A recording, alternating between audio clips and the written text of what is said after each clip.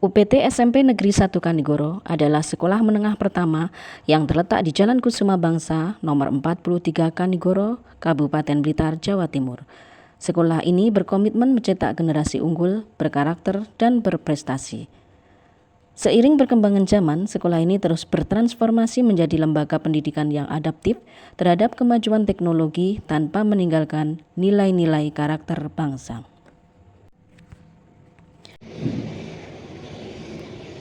Assalamualaikum warahmatullahi wabarakatuh. Perkenalkan, nama saya Hani Rahmawati dari UPT SMPN 1 Kanigoro. Saya adalah guru IPA di UPT SMPN 1 Kanigoro, sekaligus tim pengembang literasi dan pelatih ekstra literasi. Pada kesempatan kali ini, saya akan berbagi pengalaman saya dengan teman-teman saya dalam rangka meningkatkan kemampuan literasi numerasi di sekolah. Rapor Pendidikan 2025 UPT SMPN 1 Kanigoro menunjukkan penurunan signifikan pada kemampuan membaca dan menganalisis teks sastra, serta kemampuan mengakses dan menemukan isi teks informasional. Penurunan kompetensi ini merupakan ancaman serius terhadap fondasi berpikir kritis generasi muda. Dari rapor pendidikan, kita akan peroleh gambaran umum kondisi kemampuan literasi peserta didik SMPN 1 Kanigoro tahun 2025. Pertama, kita ketikkan rapor pendidikan, lalu kita klik.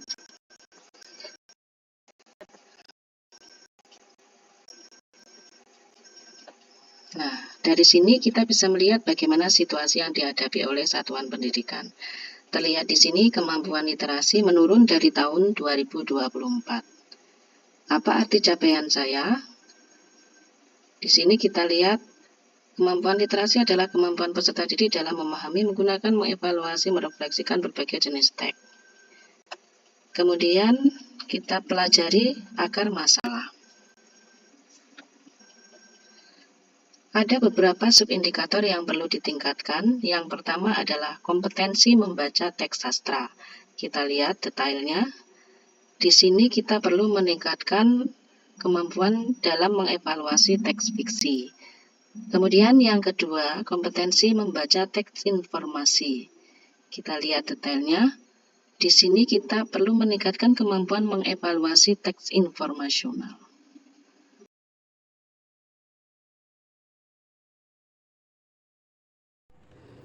Situasi yang mendasari diantaranya pertama, proporsi peserta didik yang mampu menafsirkan, menganalisis, dan merefleksikan nilai-nilai serta makna tersirat dalam teks fiksi menunjukkan penurunan.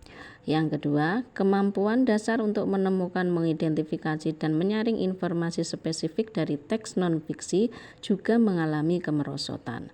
Yang ketiga, banyak siswa mengalami kesulitan memahami makna tersirat dalam teks sastra serta kurang mampu menemukan informasi utama dalam bacaan non-fiksi.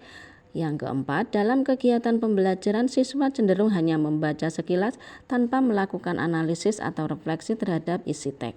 Dan yang terakhir, menurunnya minat baca di kalangan siswa. Perpustakaan sekolah mencatat penurunan kunjungan dibandingkan tahun sebelumnya.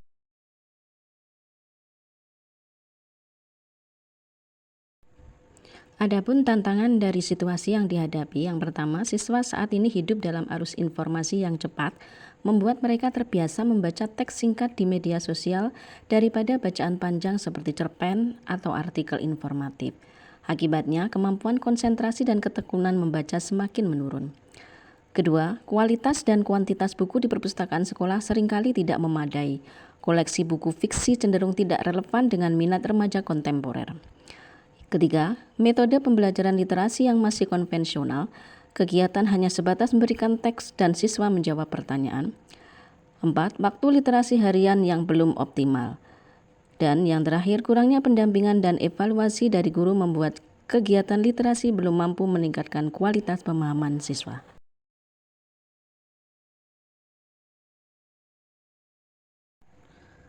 Aksi pertama yang kami lakukan adalah analisis data dan identifikasi akar masalah dan menemukan aspek apa saja yang menjadi kelemahan siswa. Dari rapor pendidikan dapat diketahui bahwa aspek kelemahan siswa yang pertama adalah pada kompetensi membaca teks sastra dan yang kedua pada kompetensi membaca teks informasi.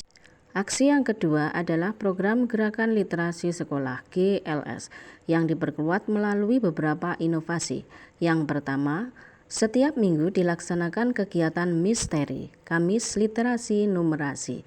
Yang kedua, sekolah menyiapkan pojok literasi menarik seperti cerita inspiratif, biografi, tokoh muda, dan artikel populer. Yang ketiga, setiap kelas diminta melengkapi kelas dengan sudut baca kelas supaya kemauan berliterasi lebih meningkat lagi.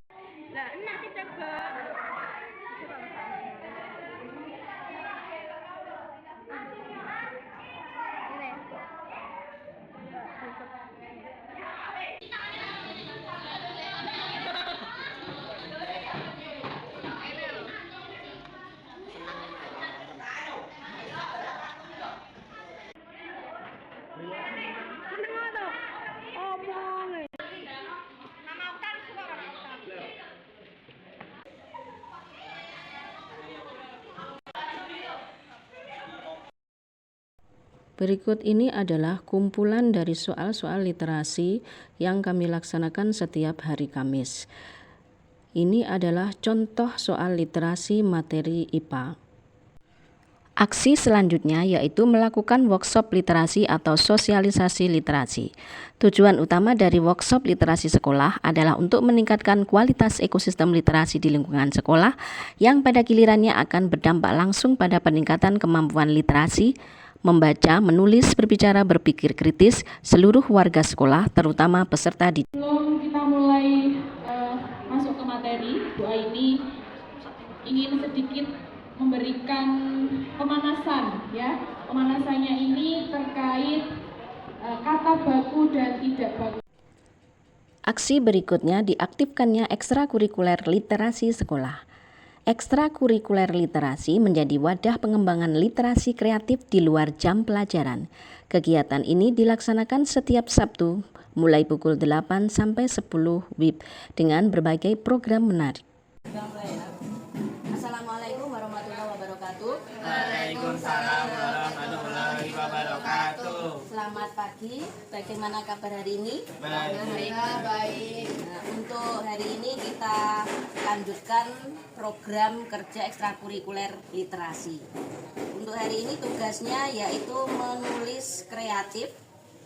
Kegiatannya membangun karakter dan plot. Jadi nanti kalian langsung membuat cerpennya minimal 750 sampai 1500 kata. Paham ya anak-anak? Jadi luaran atau target yang harus kita peroleh hari ini adalah cerpen. Ada pertanyaan? Kalau tidak ada, langsung saja kita bekerja. Silahkan.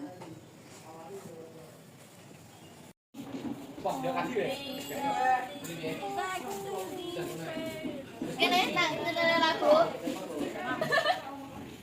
Wah, apa itu?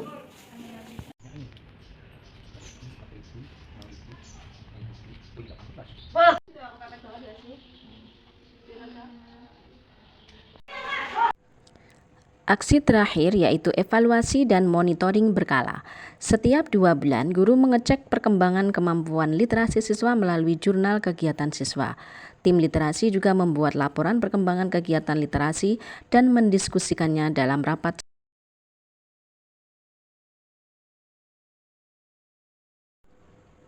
Adapun hasil dari kegiatan penguatan literasi ini, yang pertama, kunjungan ke perpustakaan meningkat dibandingkan awal tahun. Pojok baca di setiap kelas ramai digunakan saat waktu istirahat.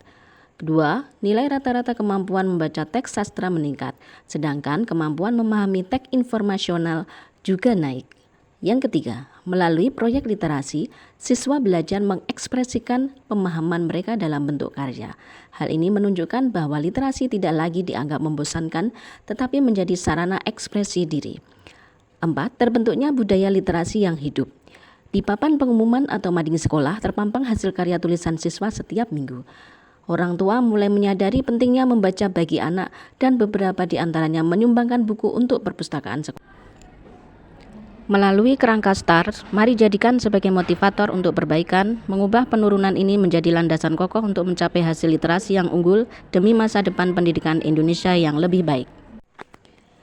Terima kasih. Wassalamualaikum warahmatullahi wabarakatuh. Salam literasi.